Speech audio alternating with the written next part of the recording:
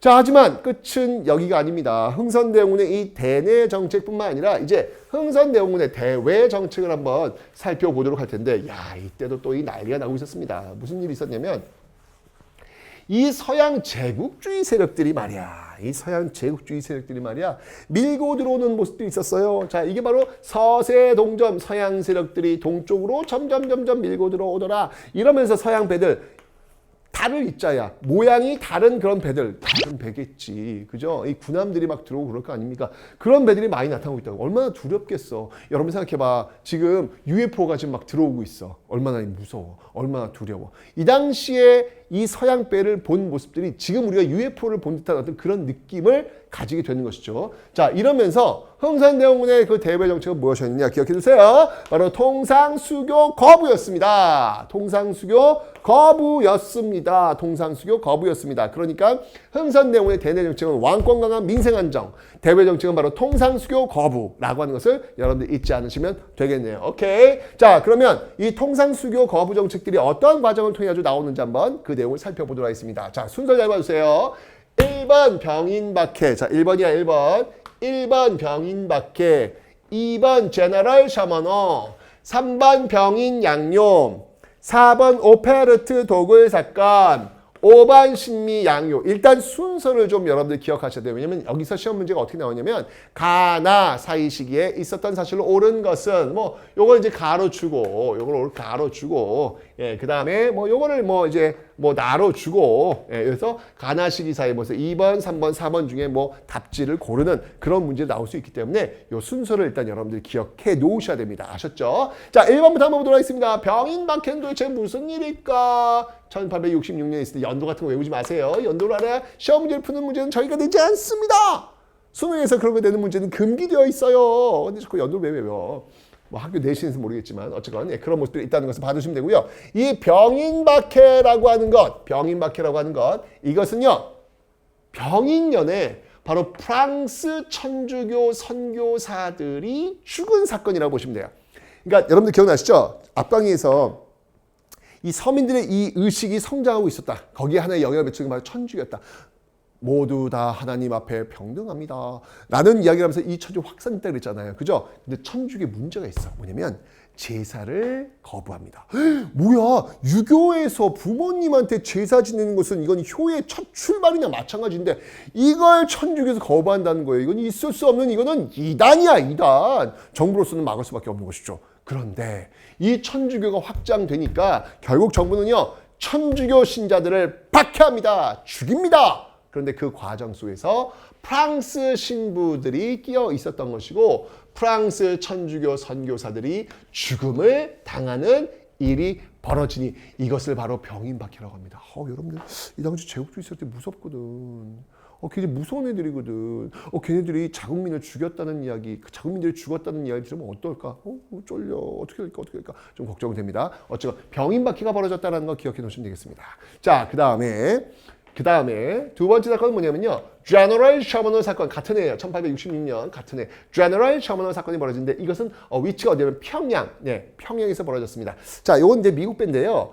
미국 배에 이 제너럴 셔머너가 왔어. 평양에 들어왔어. 당시 이 외국인들은요. 호기심들이 굉장히 많이 있어요. 뿐만 아니라 그 호기심을 그치는 게 아니라 직접 와가지고 뭐 왕릉을 도굴해 간다든지 왜냐면 거기 보물이 있다고. 이 서양인들은요 동양에 오면은 엄청난 막 보물들이 많이 있다고 생각을 하고 있거든. 그건 이제 가져가려는 생각 그리고 또 통상을 해야 되는 생각 이런 것들 많이 있단 말이죠. 자, 그 제너럴 셔머너가 왔는데 우리는 관심 없거든. 통상수요 거부거든. 우리는 이제 어쩌면 뭐 배가 길을 잃어가지고 잘못 온 줄 알고 뭐 먹을 거 이런 거 줬단 말이에요. 그런데 이들이 밤에 상륙을 해가지고요 민가를 덮치는 일이 벌어진 거야. 우리가 또 이게 한 번 돌면 무섭지 않습니까? 자, 그래서 평양민들과 당시 평양감독이었던 이 박교수, 평양감사 박교수 함께 제너럴 셔머너를 불태워버립니다. 배만 불탄 게 아니에요. 그 배에 타고 있었던 선원들도 모두 죽게 됩니다. 이게 바로 제너럴 셔머너 사건이더라. 그러니까 지금 프랑스 사람들도 일단 죽었고 미국 사람들도 죽었네. 그죠? 먼저 프랑스 사람이 죽었고 그다음에 미국 사람이 죽었네. 요게 이제 이후 사건에 다 도화선이 되는 거야. 1866년도엔 이렇게 프랑스 사람도 죽고 미국 사람도 죽고 이런 일들이 지금 벌어지고 있는 과정에서 이제 드디어 프랑스인이 죽었다는 소식을 접한 이 프랑스가 이것들이 이런 미개한 것들이 우리 선진 제국주의 세력들을 죽여 있을 수 없지 라고 해서 배를 보내요. 그러면서 벌어진 게 바로 이 병인년 같은 해입니다. 예, 순서 병인박해 제너럴 셔먼 사건 그다음에 병인 양요로 이어지는 거예요. 병인년에 일어난 병인 양요더라. 자, 이 병인 양요 벌어진 장소는 어디면 강화도예요. 자, 여러분들 강화도라는 것이 어떠냐면 전 근대 시기는요. 강화도는 마지막 보루였어. 예를 들면 몽골이 쳐들어왔을 때 왜 최후가 강화도로 옮겨가지고 끝까지 싸우지 않습니까? 최후의 보루였어. 그리고 조선시대에 들어왔을 때 호란이 벌어졌을 때 정부가 특히 정묘호란 같은 경우에 정부가 병자호란이 남한산성이고 정묘호란 벌어졌을 때는요. 강화도로 들어갔거든요. 항상 이 강화도는요. 최후의 보루 역할을 했어. 전근대 시대에는. 그런데 근현대로 오면서요. 이 강화도는 최전방이 돼요. 최후의 보루가 아닌 최전방이 돼요. 왜냐하면 이 서양배들이 강화도를 통해 가지고 서울로 들어와서 압박하려고 한단 말이야. 그러니까 당연히 강화도가 첫 관문이 되는 거예요.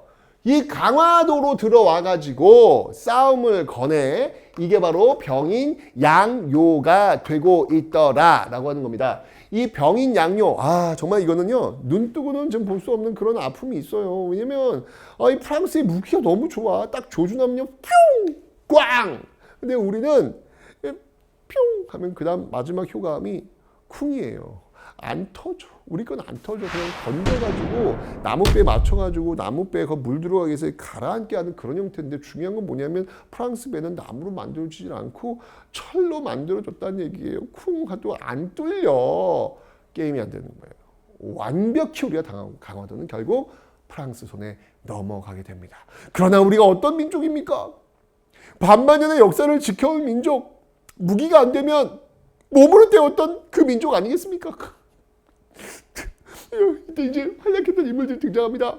양원수, 한성근, 양원수 장군의 정족산성, 한성근 장군의 문수산성 정말 치열한 싸움이 벌어지면서 많이 죽었어요. 우리가요. 예, 엄청난 많은 희생이 있었지만 그래도 여기가 우리 그라운드가 아니겠습니까? 홈 그라운드 아니겠습니까? 많은 희생이 있으면 그 희생 또 채워 넣는 거예요. 계속 채워 넣는 거예요.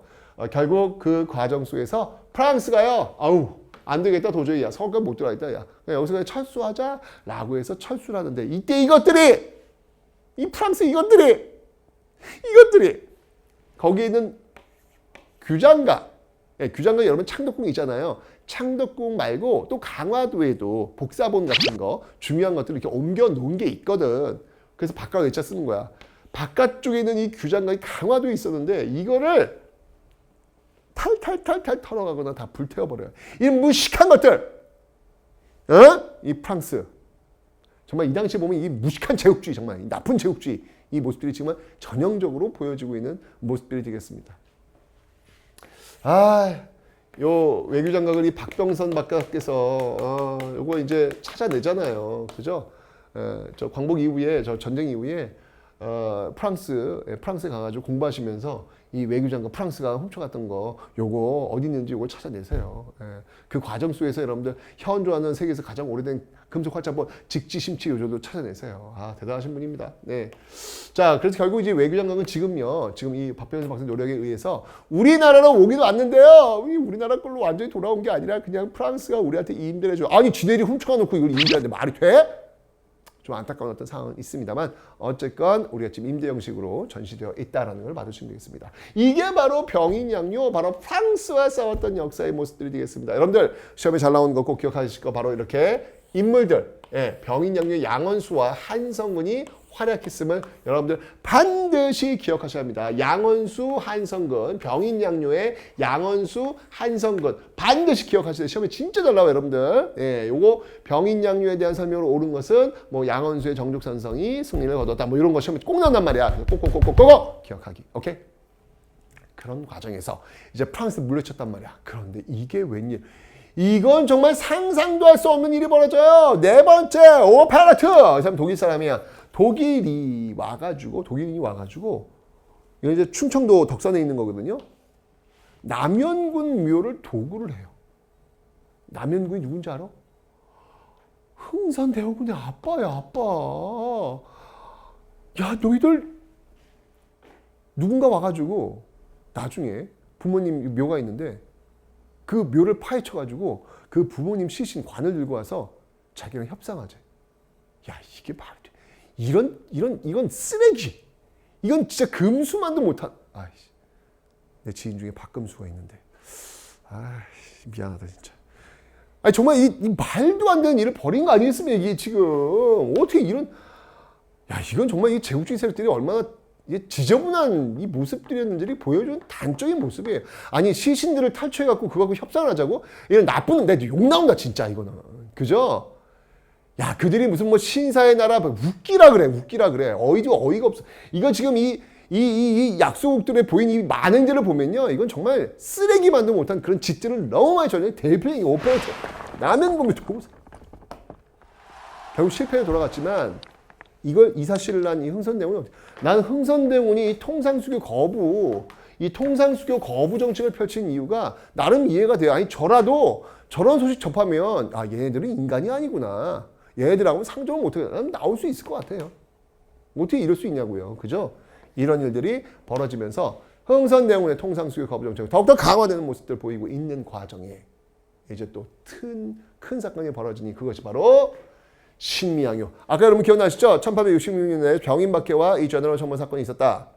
그 병인박해, 프랑스 신부가 죽었으니까 프랑스 소련계 병인양요였다. 근데 그때 누가 또 죽었어요? 제너럴 셔먼 사건, 미국 선원이 죽었잖아요. 그죠? 이제 드디어 미국이 쳐들어옵니다. 그게 바로 신미양요가 되겠습니다. 역시 주 부대는 강화도. 왜냐면 쳐들어올 때 서울로 쳐들어올 때 그 관문이 강화도가 되기 때문에 강화도에서 만날 수밖에 없는 거예요. 자, 그런데 이때도 역시 마찬가지로 서양 제국주의 세력들이 무기가 너무 좋으니까 우리가 효과음 없는 슝쿵 이거는 싸움이 안 되는 거예요. 또 강화도가 또 점령되는 그런 모습들을 보이고 있습니다. 정말 이 강력한 무기를 앞세워가지고 너무나도 힘없는 어떤 그런 모습들이 지금 연출되고 있는 거예요. 그 아바타라는 영화 혹시 보셨는지 모르겠지만 그 아바타 때 그 강력한 무기를 앞세워가지고 그 밀고 들어오는 그 모습들에서 막 죽어가는 그 원주민들의 모습들을 보면 알겠지만 똑같이 우리가 그런 모습을 보였단 말이에요. 너무너무 가슴이 아파. 자, 그때도 역시 마찬가지로 활약한 인물이 있었더니 그 인물이 바로 어제현 장군과 이름 없는 수많은 조선인들, 이 어제현 광성보 싸움. 자, 여기 시험에 왜 잘 나와? 이 가슴 아픈 현장 속에도 시험에 뭐가 나온지를 얘기하는 내 자신이 너무 슬프다.